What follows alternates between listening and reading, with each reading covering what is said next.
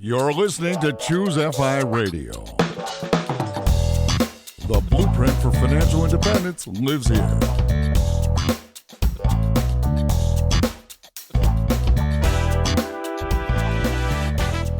If you're looking to unlock the secrets to financial independence and early retirement, you're in the right place. Stay tuned and join a community of like-minded people who are getting off the hamster wheel and taking control of their lives in the pursuit of financial independence. Choose FI, your home for financial independence online.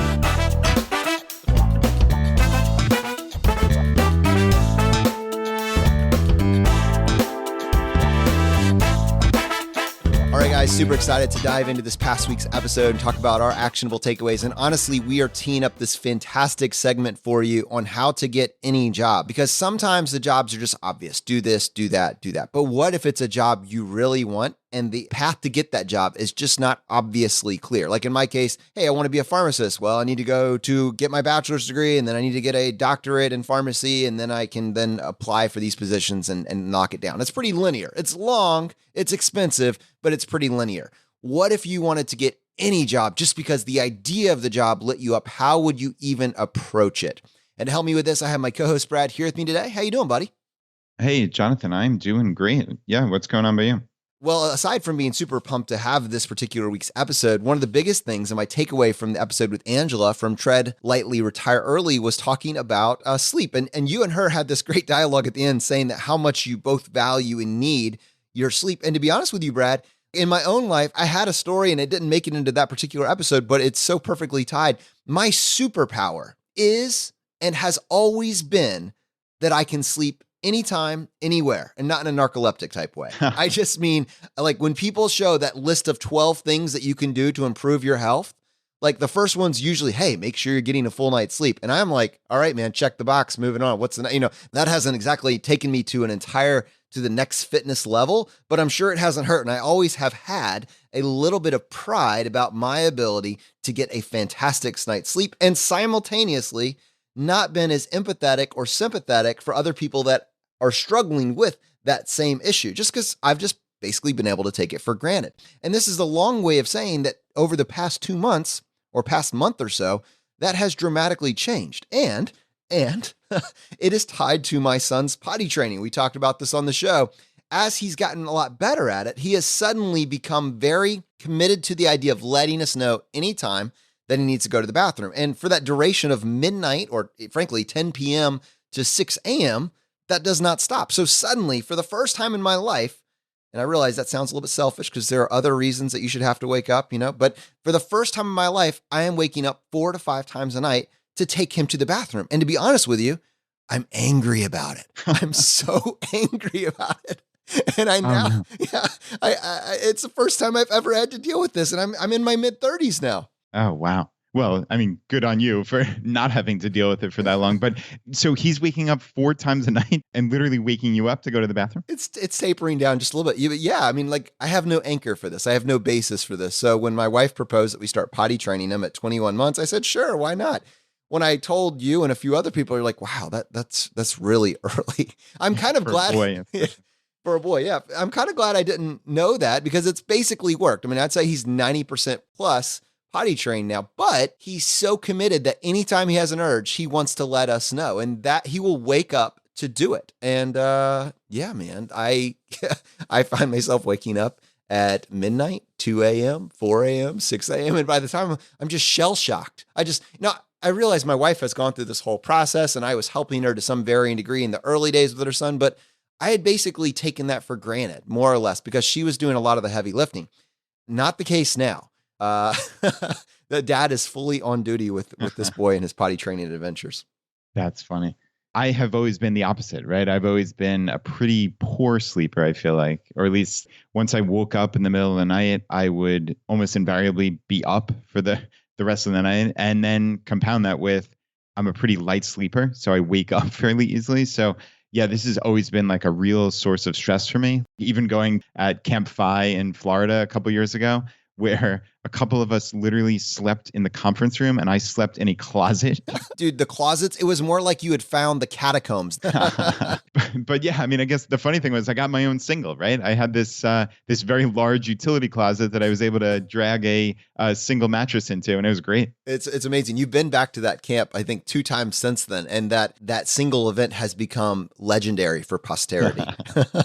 Yeah, the 4 of us, it was me, Marla, who's been on the show a bunch of times, and Emma and Andrew. We had just a ball. It was like the most fun part of that whole weekend, which is already an amazing weekend. So yeah, that was kind of cool. But I guess more importantly, sleep hygiene. That's a phrase I used during the episode with Angela. I think that's something I've become much more aware of. Reading a book like Sleep Smarter from Sean Stevenson and listening to Ariana Huffington's podcast. I mean, this has become a big aspect of her life. Now, I think she runs a company called Thrive, and just normalizing. Again, Jonathan, we always talk about normalizing the talk about finances, but normalizing the talk about not only sleep, but how important it is. I think a lot of people still hold to the ideal of, oh, I'll pull an all-nighter to study for that test, or, oh, that executive only gets 4 hours of sleep per night. Those things are crazy. I don't know about you, but I never pulled an all-nighter ever. I prioritize sleep so much. I mean, you basically have the cognitive function of being drunk when you are pulling an all-nighter. So why would you go into a test like that? It just never made any sense to me. But it makes even less sense to me now that I've been kind of researching this loosely. Well, I have been guilty of many all-nighters. I can't comment on whether or not they enhanced my GPA or test scores. I was always a very mediocre test taker, so I'm not sure if it helped or hurt. But I can say regarding sleep hygiene that although in my late teens, early 20s, was definitely guilty of letting the TV send me off to sleep, right? I mean, that was just kind of something that happened in the past time. As I've come to the end of my 20s, beginning of my 30s, sleep hygiene actually is a big deal, regardless of whether or not I really need it, because again, I can go to sleep anytime, anywhere. I make sure that my phone has no like blue lights visible. It's face down, it's somewhere else. Fortunately, in most days, I don't need an alarm anymore, so I'm waking up very naturally. There's no TV in my room. I also make sure there's no like LED red lights or green lights or anything. Like, there is something to be said, and there's a lot of studies to back this up, that all of these wonderful notification lights that are there on all these different electronic devices. I mean, if you think about how many electronic devices you have with different LED lights, these can actually cause damage long-term to your ability to get a restful sleep. And I would imagine for a guy that found a catacomb at a Camp Fi to sleep in, you probably also use some similar tactics for your bedroom as well. Yeah, I certainly do. Yeah, we have no red lights at all. We have these blackout curtains. We keep a fairly constant bedtime just so our bodies are used to that. And we're also kind of winding down before bedtime. We're not sitting there playing like action-packed video games or like going on YouTube or on our phones and, like you said, getting that blue light. So as much as you can avoid that, certainly in the 30 to 60 minutes before bed helps. Also, for me, it's been a lot of stress reduction. I think that's on the path to 5. While I don't have an alarm per se, I still am responsible for waking up my family in the morning because they're all kind of longer sleepers than I am. So I wake everybody up for school. So I do vaguely have a time that I have to get up. But if you're going to sleep at 9:30 or 10 and the time you have to get up is 7 a.m., that's still 9+ hours. What happens is now if I wake up at 2 or 3 in the morning, I don't flip out. I don't look at the clock every 10 minutes, stressing out that the time is evaporating. I just chill out. Maybe if I touch my phone, which I try not to, I'll throw on like the Headspace meditation app to just calm down. But obviously going on the phone is not ideal because that can lead down a rabbit hole. But I just try to just relax and say like, all right, is stressing out at this point going to help me any? No. So, I mean, if I woke up after a 4-hour sleep, I have a 1-hour intermission between 2 to 3, and then I sleep from 3 till 6:30 or thereabouts. That's still a pretty darn good night of sleep. Well, let's go ahead and switch gears and talk about this past week's episode with Angela. And there was so much in here, a lot of it tied to what we just discussed, but I wanted to spend a few minutes actually talking about making your home more energy efficient. And honestly, Brad, this is something that I've been doing a little bit of research on my own. And, as I alluded to in the episode, with regards to the lighting, I have been kind of taking the passive approach of, when the light burns out, at that point, I'll go ahead and replace it with, a more efficient LED light. And this is possibly the stupidest argument ever for not replacing it. I had read somewhere at some point, well, the one nice thing about incandescent lights is, is that they actually will heat your home as well. No. And somewhere I had like filed that away as like useful information. And then I was thinking about it there. It's like, that's like buying insurance as an investment vehicle. If we want to heat our home, let's heat our home. If we want lighting, let's light our home. Let's not try to blend the two. Oh my God. So, Jonathan, that is the worst case of like confirmation bias I think I've ever heard of. I'm only bringing it up now in the show just for the sake of this conversation, but it's somewhere in my mind, it had lodged. And like, I think I had like set it aside as like, oh, well, maybe that isn't an extra reason for me not to go out and make this investment in all these extra lights. And I thought about it now. I was like, this article was probably written by an incandescent light company who is just grasping at any straw that they could come up with for why you should hold on to these incandescent lights. I have no idea, but I decided relatively recently after recording that episode that, you know what, I'm going to go to Costco, buy 40 lights, and I'm going to switch out every light in my home with LEDs. 1/25 of the energy expenditure. I think it's going to work out. And if I need to, I will insulate my home later. All right. So I've got a question for you. And I assume many people out there are equally as lacking in knowledge as I am on these light bulbs. So there's the old school incandescent, and then there's compact fluorescent, but are LEDs different and more efficient than compact fluorescent, or are they the same? I mean, again, pardon my ignorance here, Jonathan, but help me out. Yeah, that's a very interesting question, and I feel like you're putting me on the spot as the in-house expert for lighting. But I'll do my best. CFLs contain small amounts of mercury in them, so for whatever reason, whether that's justified or not, I guess maybe tuna fish has some amount of mercury in it as well. But I've always been a little bit leery of introducing tons of CFL bulbs into my home, so the LEDs just kind of naturally appealed to me more. But the cost was obviously more. So like a CFL bulb, I think it's like around $2 a bulb right now, if you're replacing wholesale all the bulbs in your house, whereas the LED lights were maybe at one point they were closer to like $5, $6, $7. They've come down. I think they're like $4 or less now at Costco. I think you can get them even less than $4 a bulb now. The nice thing is the LED lights last almost 3 times as long as a CFL bulb. And when you look at some charts that are available on the internet, I'll link to this one article in the show notes for this episode. What we're kind of interested in is that total estimated costs over a longer period of time, kind of like an investing timeline, right? So let's use 20 years. An incandescent bulb, one bulb, assuming that it were actually going to last or that you would have to replace it every so often, that one bulb, if you stuck with incandescent, it's going to have a total cost of around $211 over that 20-year period of time. If you were to change to like a CFL, it'd be around $54. So you're saving effectively, 75%, Brad? And if you can, awesome, got my math right. And then if you move to LED, it moves down even farther to $34 per bulb, assuming that you can get that LED for at the highest end around $4 a bulb. So the obvious winner here is the LED over the long term, especially tying this to the conversation with Angela. If the colors look good, right? I mean, that was the thing. I never particularly noticed this, but I didn't have an appreciation for kind of color spectrum several years ago.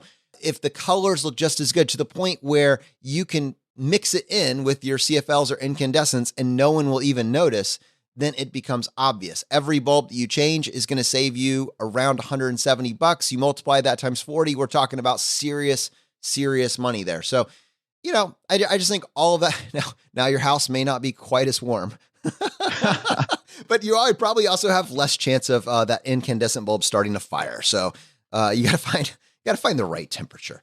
So that's kind of where I'm at, dude. What do you think? Go out and buy 30, 40 bulbs. Now, the cool thing here is I actually have Dominion Power or Dominion Energy here in Virginia, and they've always done something for us called budget billing. It's an option that you can set it up where basically they look at your cost over the past year.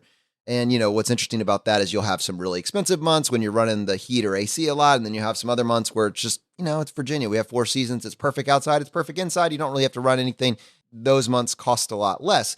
If you're trying to set your budget and stick to a certain number each month, I've always appreciated the budget billing that they just give me one set amount that averages my highs and lows into one number and it's fixed for the course of the year. The following year, they look at your bill and see whether you paid too much or too little, and they adjust it. So the cool thing is, though, if you wanted to find out the difference, in what it's actually costing you month to month, you can still log on to their website and actually see your energy expenditure for the past month. So it wouldn't be very difficult for you to go back and compare the energy that you expended the last year and really see, did this actually make a difference? So yeah, I'm in, man. I'm gonna do it. Yeah, that's very cool. This is interesting to me because, I'm looking at this chart that you mentioned, and we definitely will link to it in the show notes. It's cool thinking about this cost over 20 years, not just one bulb. If you're talking cash flow, well, it kind of stinks to lay out $4 per bulb for an LED all throughout your house, right? I mean, you're talking potentially a couple $100, but if you're looking over the course of a 20-year period, it's a no-brainer. Each of those bulbs with the purchase price plus the actual electricity cost, which is so greatly reduced, is going to be somewhere around $30. And that's compared to $210 roughly for an incandescent. So if you still have a house filled with incandescent bulbs, this can really be a big money savings. And I think what's cool, Jonathan, and I haven't even told you this, we're getting these solar panels. They have not been installed yet. We're still in the queue. So hopefully within the month or thereabouts. But I've already noticed my behavior change. And I think maybe it's the combination of chatting with Angela and these solar panels, but I am being much more conscious about leaving lights on and running the air conditioner and the heat and whatever. I'm just so much more aware of it. Again, it's kind of like a game, and I cannot wait to get this cool app when I get these solar panels showing our current usage and our current production. It's going to be like a real-time thing in essence where you can just play around with this. I think when we originally had the quote, they were anticipating we were going to cover 80% of our electric bill or our energy utilization from these solar panels. But I'm going to make it my life's goal, basically. I think maybe with a lot of these practices like the LEDs, but also by just changing behavior, I'm going to make it my life's goal, I think, to cover 100% of our costs. I really think we can do it pretty easily.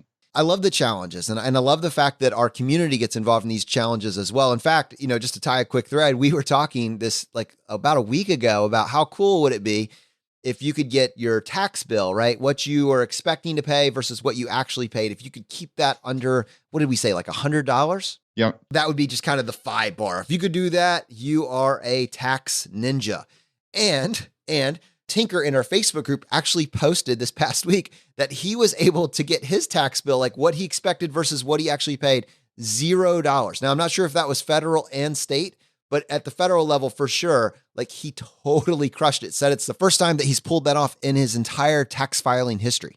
Yeah, Jonathan, not only is this the first time in his history, this is the first time I've ever heard of somebody getting a 0 return. I mean, it's almost impossible to imagine that you could get your withholding and your liability exactly right to the dollar. I mean, we talked kind of half jokingly a couple of weeks ago about $100 plus or minus, right? Either getting a refund or owing up to plus or minus $100 would be an amazing return because you didn't over withhold throughout the year and give an interest-free loan to the government, and you're not owing a significant amount at tax time, which is uncomfortable for people. So to me, a perfect tax return is plus or minus $100. But yeah, Tinker got it to $0. And he had this amazing post in the Facebook group that I just wanted to read here. And he said, I attribute some of this to luck as my target was to optimize it within $100. But the planning part can be attributed 100% to Choosify and Brad and Jonathan. Thank you guys. Choosify prompted me to self-learn a few financial things like learning how individual payroll taxes are calculated, how to calculate traditional IRA contribution amounts when I am in the phase-out salary range, selling off low-performing assets to balance off gains from high-performing assets, etc. I'm also trying hard to DIY these days rather than calling for paid help. I fixed a leaky faucet and a wall clock so far. I know it might sound like a small deal for most folks, but for someone like me who never did DIY, it's a big win. I'm so thrilled that both of you commented on my post. Thanks again for all you do. Or do more than that, man. When we have a challenge, Brad, there needs to be like a prize for this. He is a tax ninja. Tinker, we want to send you a t-shirt. Can you just send us an email to feedback@choosefi.com? Let us figure out, give us the address you want us to send that to. We are beyond blown away. Brad, you have never in your life pulled off a $0 tax return. Can we just say that for the record? Never seen or heard of it either. That is so freaking cool.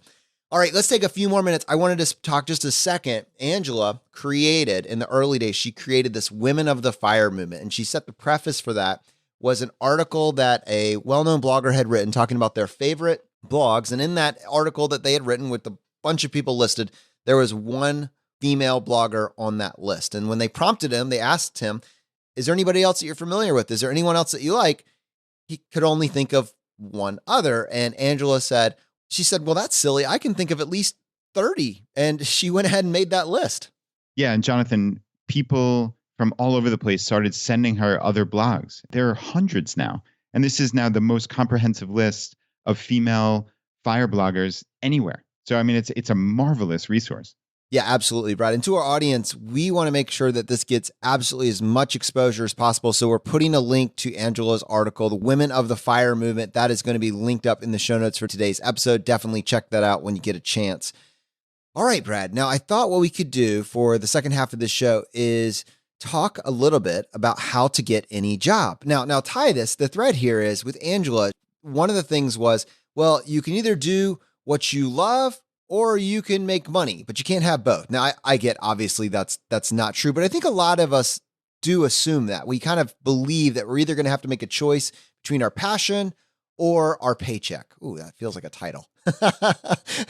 But either way, like how many of us at the age of 17 years old making that decision that we're going to make that's going to last us for the rest of our life, just we don't have all the information. We don't have all the options. What if you could get any job and there was someone that could kind of pull back the curtain on what you would need to do to be able to pull that off?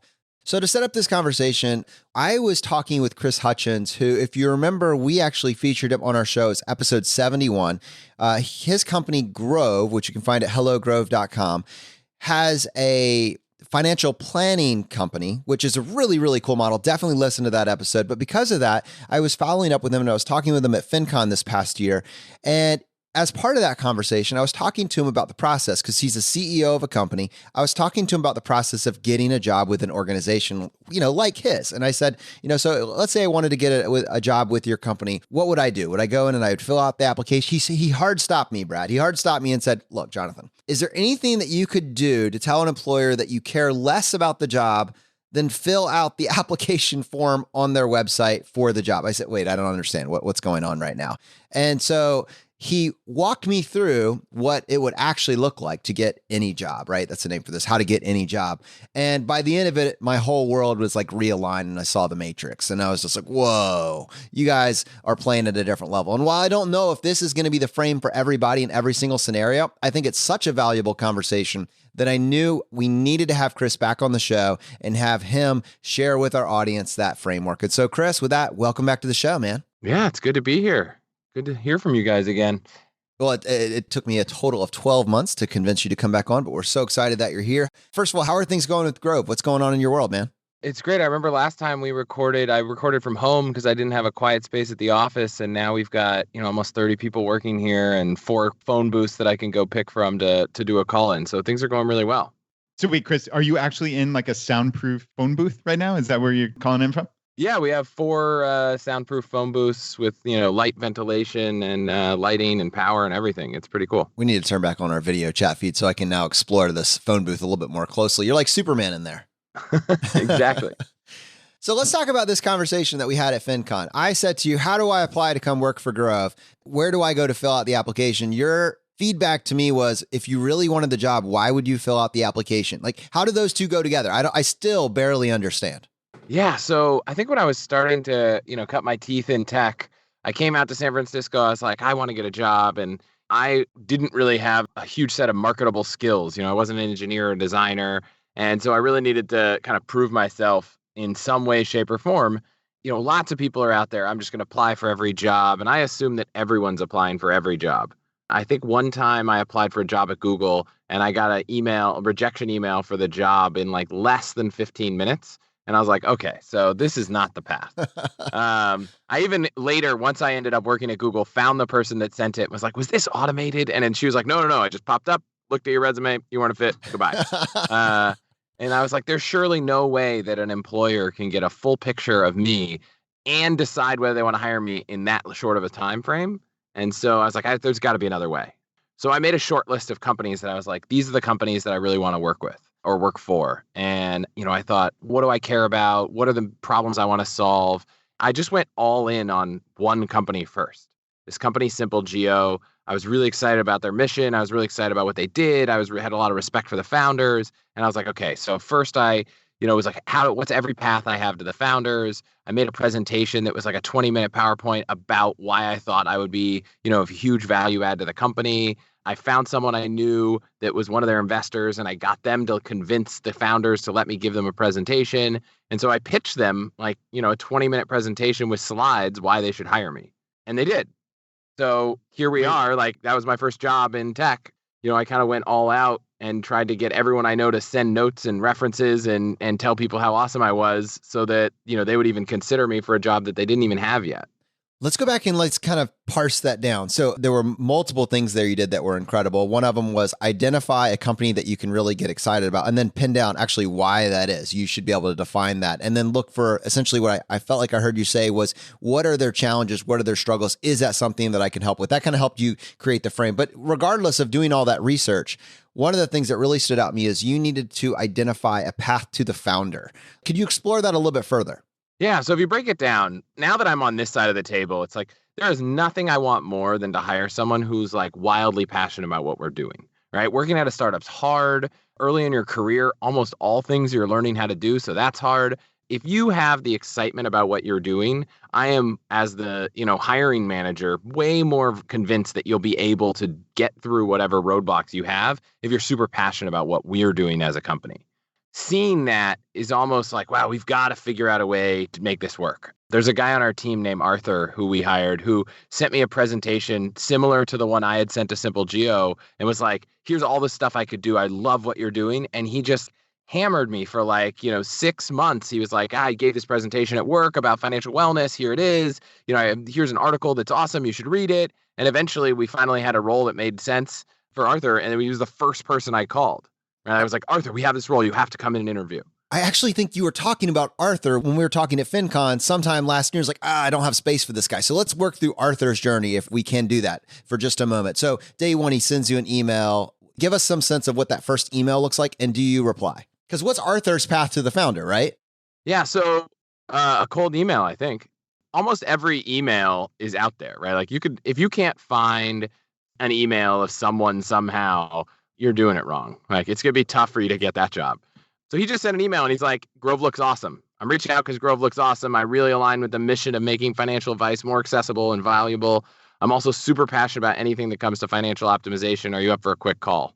I didn't respond right away, but he followed up a few days later and was like, hey, do you have time? And I was like, all right, this kid's got some hustle. Like he's willing to get there. So brought him in to at least meet us at the office. He gave a presentation about why he thought he would be great. We didn't really have a role there, but he just kept following up. He followed up with a presentation he made. He followed up with an article he thought was good. He published a blog post. He followed up with that. He gave a presentation at his office about personal finance, and he sent that. I shared it around the company. It just was one of those things where I could tell that he wasn't just saying he was excited about finance to us and then saying the same thing to 50 other companies. Like he really cared about what we were doing. And that's the kind of person that every company wants on their team. Yeah, Chris, that's really amazing. So you're saying obviously every email address is out there. So if that's your stumbling block and you can't even get started, you're probably not doing it right. Does it have to go through the founder? So, I mean, at some level, you're not going to get in touch with Sergey and Larry from Google. That's not happening. But are there levels that you've seen? So let's talk outside of Grove. Have you seen this work in other companies? Yeah. I mean, my wife runs business development and partnerships at Lyft.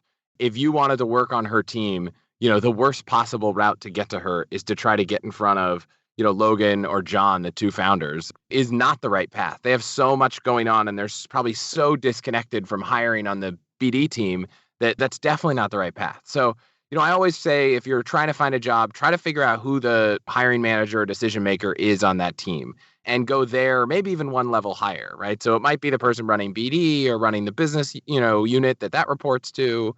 At a startup, it could be anyone, right? If anyone at this company refers a candidate for any job, like we jump on it because we're like, man, we trust our employees to know who amazing people are. So at some scale, that happens so much. Like at Google, I think if you refer a candidate, they always get talked to, but there's probably thousands of candidates getting referred every day. So the bigger the company, the more closely you need to get to the job. Whereas at a 30-person company, you could get to any single person at the company. I just happened to have more connections. The company I joined was all engineers except for the founders. And one of the founders was also an engineer. So I knew no one in engineering land. So my only route was to the founder because everyone else was kind of very connected to the engineering community that I was pretty disconnected from. And Chris, you're describing Arthur, right? As like, there's this fine line here, though, between hustling and being annoying. Okay, he sent this first email, you didn't get back to him. He sent the second, and then, okay, you started the conversation. But put yourself in his shoes or somebody else's shoes on the other side. At what point do you give up? And are there different avenues? And surely there's different avenues, right? He could get an intro from someone else. He could try to flag me on social media instead of there's a lot of avenues. The interesting thing is Arthur probably actually had a bunch of people in common and probably could have reached out there. And I'm sure he would have as his second alternative. He wrote with such heart that he was like actually excited about what we're doing that, it didn't feel like he was just persistent to be annoying. Like he actually cared. And so I respect that. I was looking at a candidate for another role we're hiring for. And on this time, I'm doing the outreach and I'm being the annoying, persistent person. And I sent this person 3 follow-ups, in the course of 2 weeks. And they wrote back, finally wrote back and said, Chris, I admire your persistence. You've been emailing me at my work email. Here's my personal email. Let's chat on Friday. And so, it was funny. I got on the phone and I was like, yeah, sorry. I just thought you seemed like such a great fit. I wanted to reach out. And he's like, no, I admire like how hard you pushed. I can say there's probably a point at which it's annoying if you're not getting any feedback, you're not changing anything, you're not being genuine. But I think most people's belief of where that line is, it's further away than they think. Yeah, no, that makes perfect sense. And I'm just trying to put the ordering rules together, like in my mind. And obviously there's no hard and fast rule here, but you said Arthur knew some people who he potentially could have went through. So in theory, if you were advising someone in the audience how to go about this, if they have a warm intro, if they have a friend or colleague or something that can introduce you, would that be, generally speaking, the number one way to go about it? Yeah.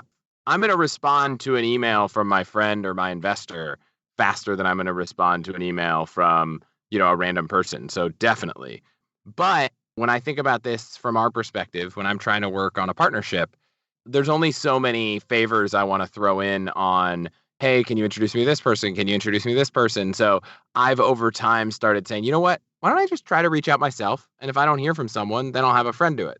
And I guess it depends on how many eggs you have, in the metaphorical basket. If there's like, I want to work at this one company and this is it, this is the one I want my intro for, to go for it. And that's what I did when I was, trying to find my job at Simple Geo. If you're like, here's 20 companies that I could work at that I'm really excited about, you might want to cold email them before you just reach out and ask for intros. Because if you ask your friends for intros to 20 different companies, they're not going to want to make the 20th intro, and they're probably not going to make any if those don't pan out after that.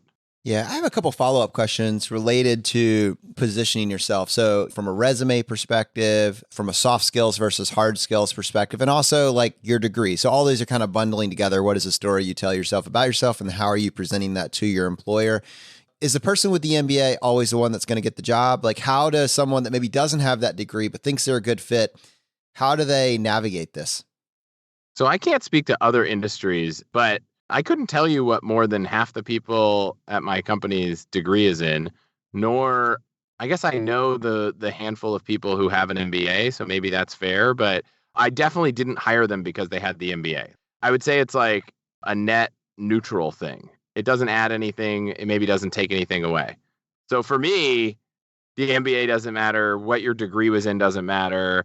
I would say in some technical fields, maybe it matters a little more. If you're an engineer with a computer science degree from MIT, I might be more quickly reactive to look at you than if you, had a Bachelor of Arts degree and have no professional experience writing software. I will say I care much more about have you had professional experience doing the thing you're doing than I do about whether you have a degree doing the thing you're doing. Yeah, and I think it's probably important to kind of point that kind of line in the sand. So an engineer, there's a hard skills. You need to be able to code and perform certain tactics. A lot of roles, though, are not hard skills. They're soft skills. How does someone position themselves to be able to get any job if they have these soft skills? Yeah, so it's funny. I think about like sales and business development. The skill you need there is the ability to talk to people, get a deal done, and that kind of stuff, which is literally the job interview, right? If you can get me on the phone, you've now convinced me that you can do the job. So that's great. That's why I think it's so important to not try to go down the regular path, because if you're trying to join an early stage company who's going to struggle with building their brand and closing deals, and your best approach to try to get a job there is to just cold email and then give up, that's not great. That company's going to need a lot more out of you in your day-to-day responsibilities. So definitely with the hard skills, that's kind of why I wanted to draw that line in the sand and separate it. But when we're talking about the soft skills, does it matter what school you went to? Does it matter if you did 2 years of community college? Like, perspective here. It's kind of interesting, right? It doesn't actually matter. I went to Colorado State University. It's certainly not in the top 200 schools. And maybe I have a warmer spot in my mind for people who didn't go to the top 100 schools, the top 20 schools than other people do. Ultimately, when you're trying to hire people, it's like, I want hardworking people. I want smart people. There's lots of things that I'm looking for in an employee. And it's really hard to figure that out before you meet them. It's certainly an indicator, right? If someone went to a top tier school, it's more likely that I will assume that they're a smart person than if they didn't. But that doesn't mean I'm not going to hire them because of that. I look around the room, and the only people that I know what school they went to are people from Virginia, because we somehow have a third of the companies from Virginia. And so I just know that half of them went to UVA or Virginia Tech. But I don't know where half of the people here went to undergrad. I'm looking at two people in the office right now. I don't know where they went to undergrad. That's how little it mattered to me in the hiring process. Chris, I want to go back to this first conversation that we had. Jonathan and I, you just blew our minds. It's something that once you learn it, it's obvious, but Jonathan and I would have just put in a resume through, here's the job opening page on the website. And we've had multiple guests on our podcast come in and say, oh, I couldn't find a job. I was sitting in a Starbucks and sending in hundreds of resumes. Now knowing what I know from Chris, that's an insane tactic. What are your thoughts when you hear that? And then also talk us through with this simple geo, how many hours did it take you to put that together? So contrast the effort that someone's going to send that one resume that probably takes 5 seconds versus what you did to get one targeted job. Yeah, I put in a lot of time, like 20, 30 hours easily trying for this particular opportunity. And that's a lot of time. And maybe if they hadn't given me the job, I would have the next time been like, well, maybe let's put in 5 instead of 30 because, there's just only so many hours in the day. I couldn't afford to do that 1,000 times. But at the same time, your goal is to stand out, and there's thousands of people applying for all of these jobs. People want to hire the person that's the most excited, the most passionate. I will say there's this big broad caveat, which is before you throw all that time in, at least try to figure out, is there any shot they would hire you? At an early stage tech company, there is a pretty good shot it'll hire anyone if they don't already have someone in that anyone role. Obviously, if they have the job posting on their website, they'll definitely hire someone for that role. But the further and further you go down, the less someone's just going to hire a generalist. So if you're joining a 5,000 person company, it'll be harder to say hey, I'll do anything. I'll just work hard. That might be harder. But I don't know. I think if I put myself in the shoes that I'm in now, man, all I want is a team filled with people that are so passionate about the company, the mission. And if someone reached out like that, it would be hard for me to imagine a world where I wouldn't just respond immediately. Is there a jobs application on hellogrove.com? Totally. There absolutely is. And go straight to the recycle bin. No. We actually review all of them. So you can apply and we'll review them. But the reason you don't apply and you go through another channel isn't that you'd want to be considered. I assume that many companies will consider all the people that apply. They might take longer to consider them. They might consider them on the same playing field as everyone else that comes in. Whereas if you come in through an indirect channel, you come in through a referral, you will get a different level of treatment. And when it comes to getting hired for a competitive role, that different level of treatment is maybe the difference. That's maybe the thing that sets you out. I'm looking out right now. There's a guy named Colin on our team. He built a website about why he wanted to work for Grove. He used our design elements. He wrote a few blog posts and he made a website. It was grovemaybe.com. And I don't think it's up anymore. But he built a website to show off how excited he was for working at Grove. The tactics work. He wanted to show off how excited he was. I can tell you that that set them aside from lots of other people. I have a follow-up on this. So this is Silicon Valley, and people to some degree expect things to operate a little bit differently there. But my perspective on this is, if it works there, where almost this is the bar, how much more does it work everywhere else? So honestly, I don't know the answer to that question. It's open-ended. Colin lived in Florida at the time. He wasn't even from Silicon Valley. So one, I could say you don't have to be from here to do that. Two, I can only imagine that you would stand out more at any other industry than ours, right? I can imagine that the average person is not making a website to convince someone why they want to work on a team or at a company. If the game is how do you stand out, every single person hiring in this country is like trying to hire amazing, passionate people. I don't know anyone where I'm like, hey, what are you trying to hire on your team? And they're like, oh, I'm just trying to hire a bunch of idiots. No, like everyone wants to hire hardworking, excited people. And like, those are the kinds of people, if that's who you are and that's the company, how you feel about it, find a way to show them. Like I said, a year ago, like the way to show them is probably not to just send a resume. Now, I would actually say send the resume, because most companies have a system where they track candidates. And in the note, if you're like, hey, I already applied for the job, just want you to know that you have some of my information on file, you're going to make it easier for them, because then you're in their system. They don't have to go say, oh, now I got to create your profile, and now I got to go look on LinkedIn to see what your title is and where you work. Definitely apply so you're in their system, but flag yourself in some other way. I could think of something that no one's done that would be interesting, which is, we're a small company, we're growing. If someone really wanted to be noticed by us, they could go online and start looking on the internet at people who in Twitter or anywhere, asking questions about money, and start talking to them about money, showing their expertise, referencing our products, that kind of stuff. Like that could get you noticed by a company, like doing anything to help something they're working on.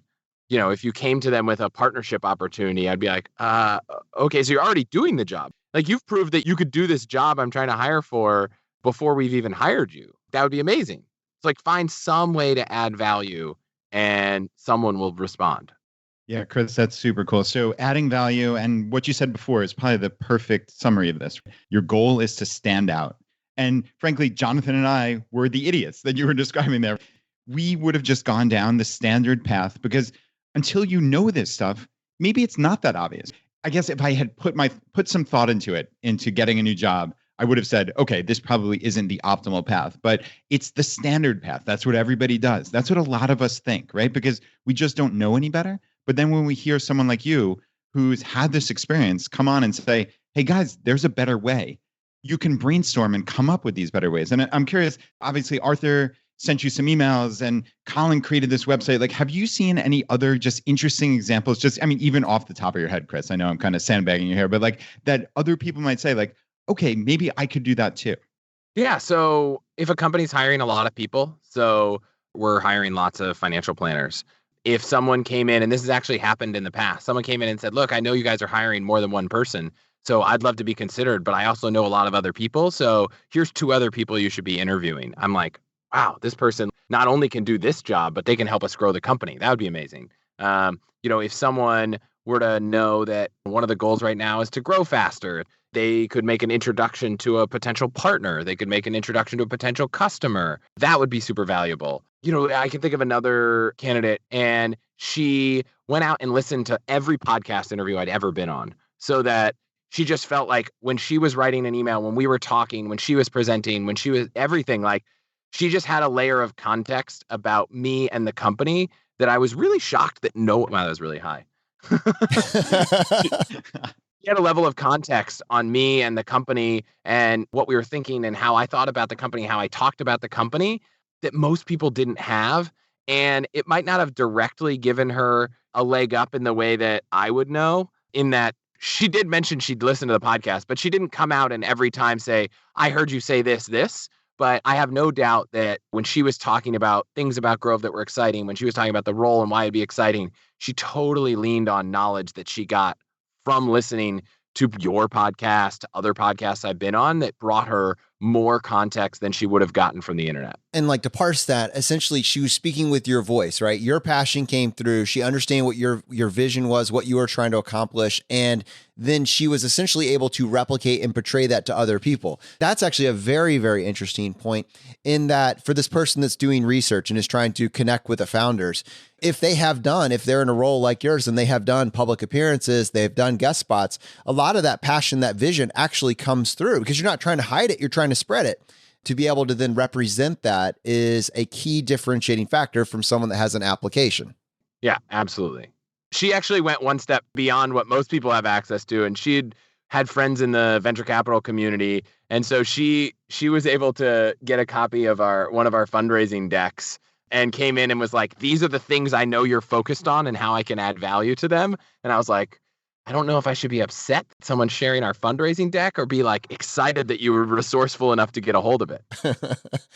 Chris, thank you so much for coming on the show and sharing this information with us so that we can then share it with our community. For our audience, go back and listen to episode 71. Honestly, what Chris is doing is amazing. And to realize this, there are people pursuing financial independence all over the world. Chris is in the startup community. He's in Silicon Valley, and he is hardcore in the FI community. It's amazing. When you listen to that episode, you're going to truly appreciate the path that he followed is the path that so many of us are either looking for or already on in some capacity. So that was one thing that's really cool about this. The other half of this is Chris himself is solving a problem. I mean, one thing that came through in that episode, the state of financial planning inside the country and frankly, really around the world is deplorable. There are good and bad actors, but the bad actors are very, very common. In fact, one statistic that Chris gave me is that 9 out of 10 financial planners do not operate with a sole fiduciary responsibility. In episode 3 and repeatedly throughout our podcast, we talked about how egregious these fees can actually be when you start stacking them on top of each other and they're unseen. You don't even know where they're coming from. It can cost you a third or more of your expected portfolio, and just by not knowing how your planner is being paid and what their motives actually are, incentive alignment. So Chris, I'd love for you, just people can go back and listen to episode 71, but if you could just give us like a 1 to 2 minute highlight reel, what is Grove and where are you guys headed? Yeah, well, first off, there's a great example of what you can do to get a job is just learn how to tell a story almost as good as I can, like maybe even better.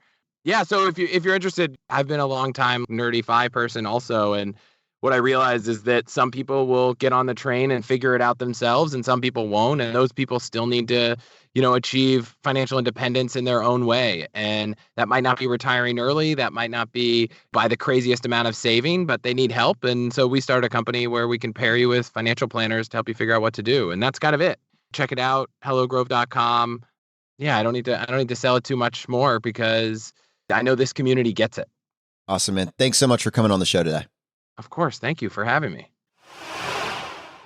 All right, guys, well, let's go ahead and take a few minutes, and I want to talk about frugal wins of the week. Zach, what do you got for us?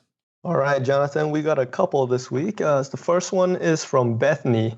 She says, my husband bought some home improvement supplies we needed last week at Menards, and this week they were having an 11% off sale of everything.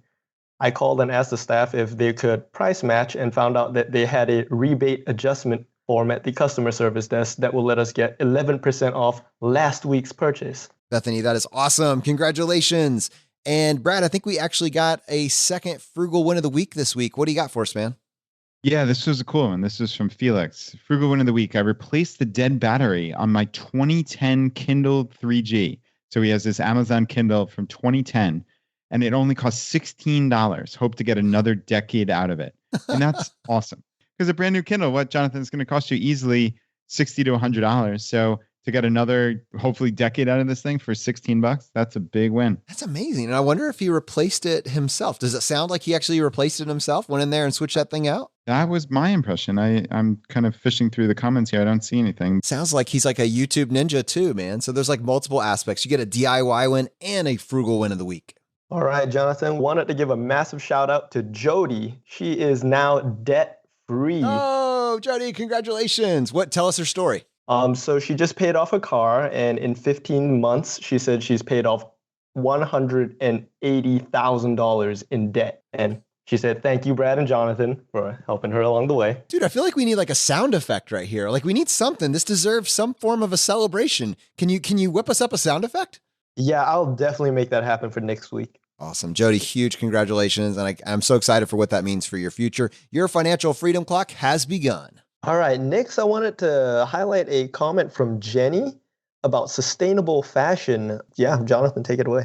Yeah, this is really interesting. So Jenny was making the case with this comment, and she's linking to an article that we'll put in the show notes as well. She says that consumers shy away from better-made clothing that will last longer because it costs more, but the thinking is flawed.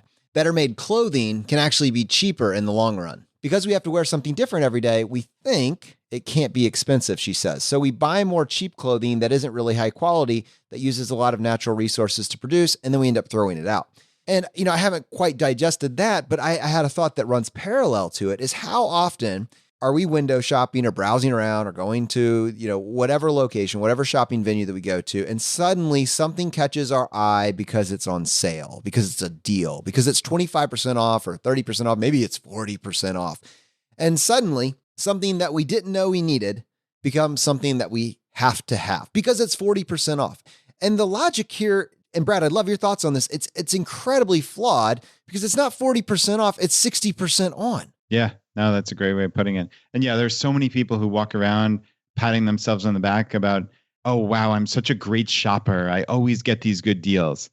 Well, come on. Do you think the stores are really going bankrupt because you're getting the quote unquote sale? No, of course not. This is a game of psychology, right? And the stores are clearly winning. So yeah, to your point, that's 60% on. That's a great way of putting it. And you want to know what's 100% off, Brad? It's staying home and playing board games with your family. When you get into a routine, like a grind, like, I'm speaking to myself, I'm speaking to my own family cycle. This is coming from like personal situations. It's very easy to get into a grind and say, you know what, to get out of our routine, to get out of our grind, we should go to Target, right? We should go to the mall. We should go to some place where we can just walk around and be in a different environment. And I understand that, but that's not the only option. It's not be home, be bored, or be at the mall and find something that's 25% off or 30% off if you're lucky.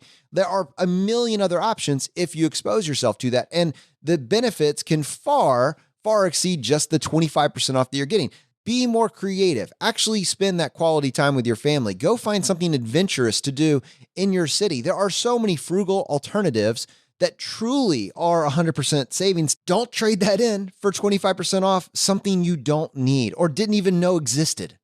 All right, and the last shout out for today goes to Kelly. She switched her insurance policies. Yeah, Zach, this was cool. Kelly said, I just reviewed and changed all 3 of my insurance policies and saved $1,500. Whoa.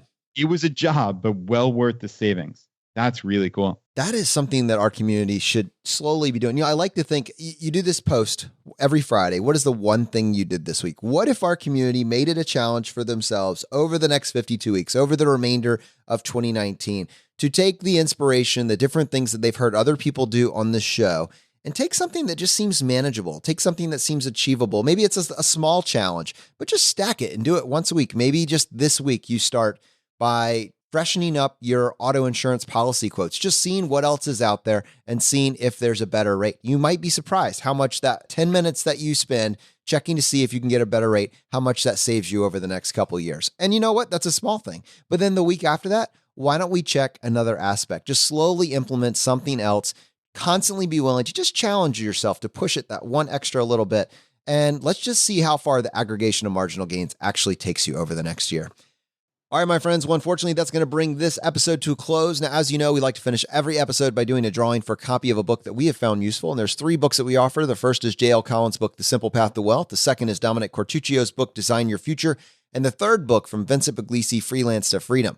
If you want to enter the drawing, all you need to do is just go to choosefi.com/iTunes, follow the instructions there, and leave us a short written review, and send us an email to feedback@choosefi.com, letting us know that you left a review and what screen name you left it under. We give away 1 book for every 5 written reviews that we get, and we announce the winner on the Friday Roundup. Brad, how many winners do we have today?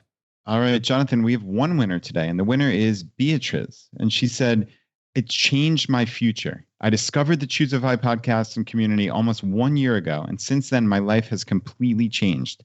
I didn't even know that there was no need to work in the corporate world forever. Every episode gives me a new idea that I can immediately implement. Thanks to all that, I will be able to be at FI in less than 3 more years. Now I have something to really look forward to and enjoying the trip. Thanks, Brad, Jonathan, and all the community for everything you have done for me, even if you don't realize it.